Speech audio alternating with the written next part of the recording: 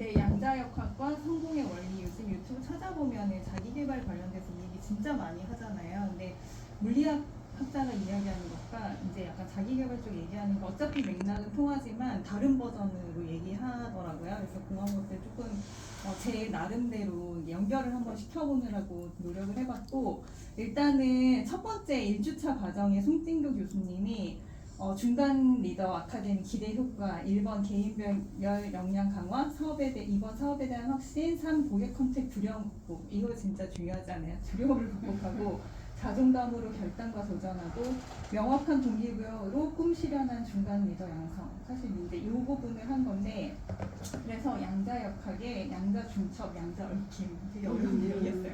이 얘기를 중심으로 나중에 뒤에는 이제 사례 발표 이런 것들을 해가면서 4시간, 장장 4-5시간에 걸쳐서 저희가 이 수업을 했습니다. 이거를 뭐 요약한다는 거는 말이 안 되는 거지만 그냥 제가 받아들인 대로 한번 설명을 해볼게요. 성공의 원리와 양자 역학에 대해서 중간 리더 아카데미 커리큘럼 이렇게 돼 있어요. 그래서 원하는 삶을 사는 인생의 원리, 그래서 양자 중첩, 양자 얽힘과 개인 사례, 이것도 굉장히 좋았는데 이따가 들으신 참여하신 리더님들이 사례를 조금 얘기해 주셔도 좋을 것 같고, 그리고 송진구 교수님은 과학자는 아니잖아요. 경영학자가 해석한 양자 역학의 관점에서 성공의 원리를 좀 얘기를 해주셨고, 근데 저는 제가 기존에 제가 항상 보던 책이 있는데 자기신뢰라는 책이고 버락 오바마의 애독서래요. 그래서 뭐라고 얘기하냐면 자기 자신을 믿어야 된다. 자기를 신뢰하는 강한 혈을 갖게 되면 모든 사람의 마음이 거기에 맞춰 올릴 것이다. 위대한 사람들은 언제나 그렇게 해왔고 어린아이처럼 순수한 시대정신에 자기를 맡기고 절대적으로 신뢰할 수 있는 것이 그의 마음속에 자리 잡고 있으며 그의 손을 통해 행하고 자기 존재 전체를 지배하고 있다는 것을 보여주었다. 전 이거를 그냥 제가 그냥 마음에 두고 있는 그냥 문구였는데 이것도 양자 역학이구나 라는 생각이 들어서 양자 역학이 진짜 성공에 엄청나게 중요한 기본적인 어떤 이론 배경이 되는구나 라고 저는 이제 생각을 들어서 얘기를 드렸고, 저는 이렇게 생각해요. 왜 이렇게 어려운 주제를 저는 좀 깜짝 놀랐거든요. 가서 리더십 교육이라고 갔는데 보통 우리가 리더십 교육하면 그러니까 상상하는 것들 있잖아요. 갑자기 양자역학을 얘기하셔서 물론 흥미있는 주제라서 너무 반갑긴 했지만 이거 이해하는 게 왜 우리가 이걸 이해해야 되나 이렇게 생각을 해보면, 우리가 보여지는 이 빙산의 윗부분은 우리가 사는 세계, 거시적인 거, 외관의 거, 어떤 성공을 했다면 그 성공자가 보여지는 그 겉모습 이런 것들 현상을 우리가 주로 보는데, 사실은 그 현상의 밑부분에 이런 것들이 있는 거죠. 미시적 세계가 있는 거고, 아까 얘기했던 자기 신뢰가 바탕이 돼야 성공으로 가지 그냥 성공자가 있는 게 아니잖아요. 그리고 저는 중요한 건 가능성에 대한 믿음이 분명히 있어야 되는 것 같아요. 요즘에 사람들 만나보면 나 못할 것 같아가 진짜 많은 것 같아요. 내가 할 수 없어. 난 뭐 나이가 많아서 못해. 뭐 저는 상황이 안 돼서 못해요. 뭐 이런 자기가 할 수 없다는 얘기를 되게 많이 하는데, 그러면 할 수 없는 거겠죠. 근데 할 수 있다는 가능성을 믿는 사람만이 사실은 이 현상을 보여줄 수 있다고 생각하는데, 그것에 양자역학이라는 이론이 좀 좋을 것 같다 이렇게 생각을 했고요. 그래서 이분 강의를 들었어요. 아니 그냥 자기계발서로 자기계발 형태로 양자역학을 얘기하면 양자가 뭔지 막 이런 개념들이 너무 혼란스러운 거예요. 긴 개념을 정리하고자 들었는데 어제 이것 때문에 머리에 쥐나가지고 듣다가 밤에 진짜 이거는 잘못 건드렸구나. 판도라의 상자를 그냥 송진구 교수님 강의 좀 리뷰하고 끝낼 걸 굳이 내가 뭐 그래가지고 힘들었는데, 그래도 이걸 저 그래서 이 책 샀는데 오늘 올 거예요. 저 약간 집요한 면이 있거든요.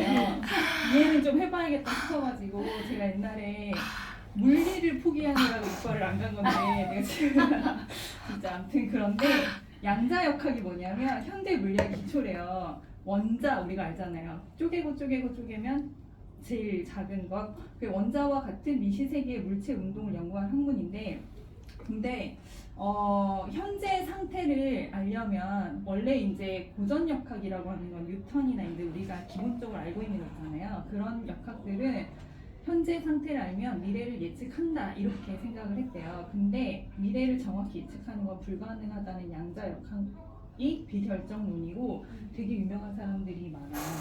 엄청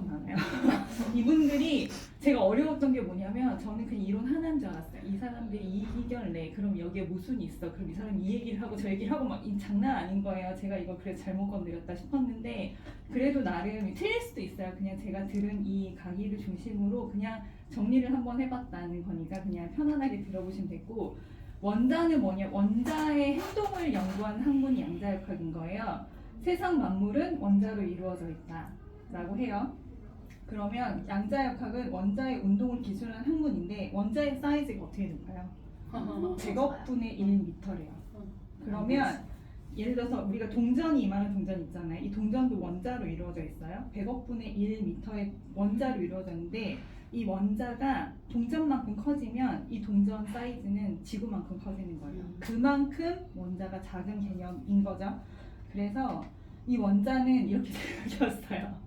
그래서 어떻게 되냐면 인력이라는 거는 음과 양이 끌어당기는 게 인력인데 이게 원자 핵이에요. 얘는 양전하를 띠고 있고 얘는 전자인데 음전하를 띠고 있는데 얘네들이 끌어당기면서 이 전자가 이 궤도를 그리면서 이렇게 막 그 활동하는 것들을 그것들의 이제 원자가 구성이 돼 있고 이 궤도를 그리는 것들이 어떻게 되는지를 연구하는 학문, 전자의 이 궤도를 그리는 것들이 어떻게 이루어지고 있는지를 연구하는 학문이 양자역학이다. 그냥 그렇게 생각하시면 될 것 같고 이거가요. 이 설명은 길게 이 교수님이 못하셨는데 시간상 어차피 우리 이해도 못할 거고 고전역학으로는 설명할 수 없대요. 그래서 양자역학이 나온 거예요.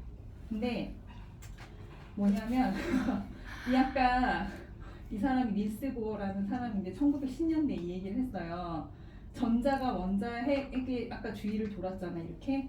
근데 그 궤도가 불연속적 반지름을 갖는데 이게 무슨 말이냐면 얘가요 이렇게도 돌다가 갑자기 더 크게도 돌다가 막 하는데 불연속적이라는 게 제가 여기 자리에 있다가 이렇게 이동해요. 그럼 제가 이동하는 게 순간 이동 아니고 여기를 거쳐가지고 이동하잖아요. 근데 전자는 그렇게 이동 안 한대요. 여기서 사라졌다가 여기다 나타난대요. 되게 희한하게 움직이는 거예요. 그래서 그 전자 궤도의 양자화라고 얘기를 했고 양자가 여기서 나온 거래요. 양자는 이렇게 연속성이 없는 상태에서 띄엄띄엄 갖는 물리량이 양자래요. 그러니까 이거를 내가 모르니까 양자역학이 뭔지 양자가 뭔지 막 모르니까 설명을 못 하겠는 거예요. 아무튼 그렇고 그래서 이분이 얘기하는 거는 전자가 위치를 옮길 때 어떻게 갔을까 이거를 풀어야 되는데 순간이동인 거잖아요. 사라졌다가 나타나는 거를 우리가 어떻게 이해를 하겠어요. 그래서 그거 그냥 양자 도약이라고 이름 붙이고 끝냈어요. 설명이 명확하지 않았어요. 그래가지고 이랬던 거. 그래서 퀀텀 점프 우리가 많이 하잖아요. 여기 개념이 퀀텀 점프인 거예요. 많이 우리가 아는 것들은 있는데 이게 이런 내용이었구나는 저도 처음 알았어요. 아무튼 그렇고 그래서 하이젠베르그라는 사람이 1925년에 이거를 수학식으로 풀었어요. 왜냐하면 보통은 보통 뉴턴 역학에 우리가 막 그 E는 MC 스퀘어 막 이런 거 있잖아요. 뭐 중력의 법칙은 방정식으로 다 나와 있는데 이거를 식으로 쓸 수가 없어가지고 근데 이제 과학자들의 특징은 식으로 써야지 직성이 풀리는 사람들이기 때문에 이걸 어떻게든지 뭐를 만들어 보려고 이 사람이 아무튼 수학식으로 이제 했는데 근데 이 사람도 하다가 풀리지 않는 숙제가 있었죠. 이렇게 순간적으로 이동하는데 사라졌다 갑자기 나타나는 거를 어떻게 할 수가 없는 거예요. 그래서 이 사람이 뭐라 그랬냐면 우리는 왜 직접 보지 못한 전자의 운동이 우리가 이제 원래 알던 세계, 거시 세계 운동과 같은 것이라고 생각하냐고. 우리가 모를 수밖에 없는 게 당연하다 이렇게 얘기를 했어요. 그래서 제가 그냥 생각을 해봤는데 제가 이제 이런 데 관심이 많다 보니까 촉근 이론이라고 또 있단 말이에요. 그냥 그거는 어려우니까 그냥 이런 거예요. 우리가 3차원 공간에 살잖아요. 1차원, 2차원, 3차원, 점선면 이런 얘기 하잖아요. 근데 11차원까지 존재한대요. 알 수 없죠. 11차원은 어떤 건지. 4차원은 시간이 가미되고 5차원은 또 뭐고 막 여러 가지 있는데 근데 생각을 해보면 이렇게 예를 들어서 2차원은 면이에요. 이걸 면이라고 생각하고 저는 3차원의 세상을 살아요. 그러면 3차원의 세상을 사는 내가 2차원에 있는 어떤 여기에 뭔가 생명체가 있다고 생각하면 내가 이걸 들어 올렸어. 그러면 나는 이걸 들어 올렸다고 이해하지만 얘가 들어 올린 걸 이해할 수 있을까요? 없어요. 얘는 아예 그런 개념은 없기. 그래서 우리가 이 개념을 전자가 연속적으로 이동하지 않고 사라졌다 나타나는 거를 이해할 수 없는 게 당연하다고 저는 그냥 받아들였어요. 그리고 인터스텔라 혹시 보셨죠? 네. 거기에서 아버지가 그 책장 사이로 막 이렇게 신호를 주잖아요. 여기. 근데 그 딸이 알아들었단 말이에요. 근데 그게 진짜 명확히 내가 원인을 알아서 알아들은 게 아니라 그냥 직관적으로 그냥 약간 받아들인 개념이었다고 봐요. 그래서 그 딸이 문제를 해결하잖아요. 그래서 그냥 우리가 이거를 머리 아프게 너무 그래서 양자역학을 다 이해하는 사람이 없다고 하는 것처럼 어차피 우리가 살고 있는 우리의 관념으로는 이해하기 어려운 게 당연하니까 그냥 그렇게 보시면 될 것 같고, 아무튼 어려운 설명이니까. 근데 중요한 거는 양자역학이 양자중첩, 양자얽힘으로 이루어져 있다 이렇게 돼 있는데 이거를 활용한 게 양자 컴퓨터래요. 그래서 너무나 우리가 많이 활용하고 있는 개념인데 우리는 이해를 그냥 잘 못하는 거는 뿐이죠. 그래서 양자 컴퓨터가 엄청 대단한 게 현존하는 슈퍼컴퓨터가 수백 년 걸리는 문제도 단 몇 초 내에 푼대요. 양자 컴퓨터를 이 양자 역학의 양자 얽힘과 중첩의 현상을 활용해서 데이터를 처리하는 기계인데, 아무튼 이분이 이제 구글 CEO와 구글이 개발한 양자 컴퓨터인데 이게 엄청 대단한 거라고 얘기하더라고요. 엄청난 기술이다 이렇게 얘기를 하는데, 그리고 네 일단 이렇고, 그래서 아까 그 앞에 얘기했던 학자들 있잖아요. 이 사람들이 어쨌거나 이거를 어떻게든 풀어보려고 이 사람들은 어떤 현상을 정의 내리는 거를 학자들이 하는 거잖아요. 그래서 이 사람들이 코펜하겐에 모여서 이걸 그냥 해석한 거가 코펜하겐 해석이라고 있어요. 찾아보면 그거 내용 어려워서 저도 일단 포기했는데, 그냥 어떤 거냐면 우리가 이중슬릿이라고 대부분 다 아시죠? 이게 뭐냐면 전자의 움직임에 대한 해석이에요. 이게 전자총이 있거든요. 근데 우리가 이게 쏴요. 그럼 전자는 입자라고 생각을 하는 입자니까 여기가 이제 이게 뭐 뚫려 있잖아요. 그러면은 여기저기 막 쏘더라도 여기는 튕겨져 나가겠죠. 근데 여기만 통과돼서 여기에 흔적이 남는다 이렇게 생각을 했는데, 근데 직접 실험을 해봤더니 그렇게 안 되고 이렇게 결과가 나오는 거예요. 그러면 얘는 입자가 아니라 파동인 거죠. 우리가 물결 이렇게 물에 돌을 던지면 이렇게 퍼져나가듯이 파동의 형태인 거예요. 그래서 이상하다고 생각한 거예요. 왜 입자인 줄 알았는데 파동인가 이렇게 나온 거예요. 그래서 이거를 관찰을 했어요. 그 카메라를 들이대고 그랬더니 답시 입자처럼 된 거예요. 그것이 이중슬릿 실험이에요. 그러니까 내가 관찰자가 없을 때는 파동의 형태를 띠다가 관찰자가 있으면 입자의 형태를 띠는 희한한 결과를 가져왔어요. 그래서 인간의 관측 행위가 전자의 행동을 바꾼다. 입자 또는 파동이 되는. 그래서 이걸 양자 중첩이라고 하는데, 어느 쪽에도 속하지 않는 중첩된 상태. 이것도 될 수 있고 저것도 될 수 있는 거죠. 그래서 우리가 생각하는 자기계발에 관련해서 우리가 어떻게 생각하느냐 때문에 이것도 되고 이것도 되고. 그래서 아까 가능성을 갖는 사람이 성공을 하는 거지, 가능성을 안 갖고 있으면 성공할 수 없다는 거죠. 그러니까 그 관찰자가 어떻게 생각하느냐가 중요한 거예요. 그래서 나는 성공할 수 없어 라고 생각하면은 어떻게 해도 성공할 수 없는데, 성공 가능성을 진짜 마음에 명확히 확신하면 성공할 수 있다 이렇게 해석하면 되겠다 이렇게 생각했고, 양자 중첩에 대한 얘기를 아까 말씀을 드렸는데 아인슈타인도 이해를 못했대요. 그래서 우리도 이해를 당연한 거예요. 뭐라 그랬냐면 이해가 안 되니까 돌아갔을 때까지, 그러면 내가 보고 있는 달이 있는데 그러면 내가 안 보면 달 없는 거야? 이렇게 얘기하셨다고 하더라고요. 그리고 근데 이렇게 내가 아무리 이해가 안 돼도 양자 역학을 부정하면 현실에 있는 많은 것들을 믿지 못한대요. 왜냐하면 핸드폰도 이걸로 이루어져 있고 MRI도 그렇대요. 그리고 태양광이 판넬도 이 기술로 다 이용한다고 하더라고요. 있는 거예요. 그러니까 내가 이해를 못했을 뿐이지. 그래서 결국은 이런 내용이고, 그래서 해석과 적용도 제가 혼자 붙여봤어요. 어떻게 이걸 연결을 해볼까. 근데 제가 조 디스펜자 이분도 양자역학 관련돼서 자기개발 분야로 얘기를 하는데, 여기서 뭐라고 얘기하냐면 관찰자 효과, 원하는 것에 집중하라. 양자 물리학에 이제 얘기를 하시면서 우리의 주관적인 마음이 객관적인 세상에 영향을 끼친다는 개념을 받아들이는 것이 매우 중요하다. 근데 제가 아까 그랬잖아요. 이론으로 이해가 안 되면 잘 못 받아들인다고.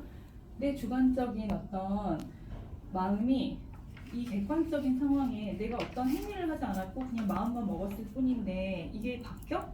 이게 잘 이해가 안 되잖아요. 근데 양자 역학에서 설명하는 그것이 관찰자가 관찰을 하면 입자와 파동이 달라지는 거잖아요. 그런 것처럼 생각이 그렇게 미친다는 거죠. 그래서 우리가 관찰자 효과라는 거는 우리가 주의를 기울이는 곳이 곧 우리가 에너지를 보내는 곳을 보여준다. 내가 물질 세상